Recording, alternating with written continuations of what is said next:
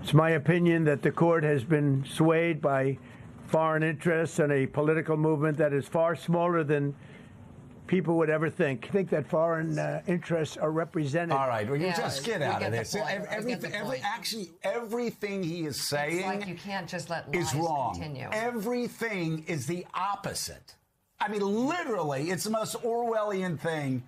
I can't say it's the most Orwellian thing. It's kind of like the Wall Street Journal saying that was the low point of his second term. That was Please, seriously. I mean, Casey could count down the hits, and this wouldn't be the top 40. We'd have to go to a year-end 100 countdown for the top 100 shocking things he said. That one may crack the top 10. That said, foreign influences, please.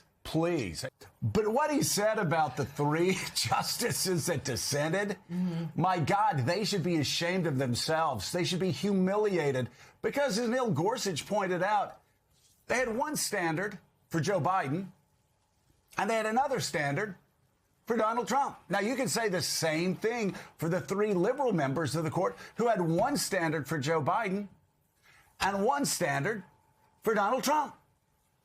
The three justices in the middle on this case that actually made up the majority, Gorsuch, Amy Coney Barrett, and John Roberts, actually did something. Oh, my God, Mr. President, it's so shocking. They were consistent legally.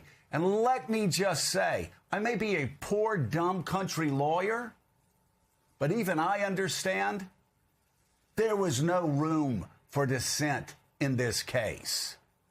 It was a 9-0 decision. It should have been a 9-0 decision. He clearly was abusing this process. I think more importantly than that, Frank Foer, though, was Neil Gorsuch's concurrence, which went around for good reason.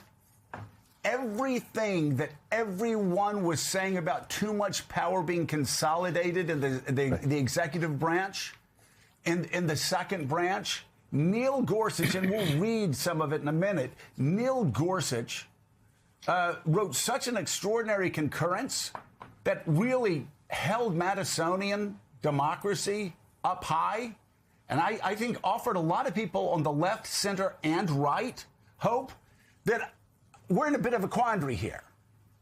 Because I really don't know how we're going to have room for the arch and all the other things Donald Trump's building. And then when he leaves, we're going to have to build a statue for Dan Quayle for saving American democracy, right? For telling Mike Pence, you got no choice. You got to do your job. And then we're going to have a Gorsuch statue for saving Article 1. So I don't know where maybe there's a reflecting pool or something that we have Gorsuch and Dan Quayle staring at the center.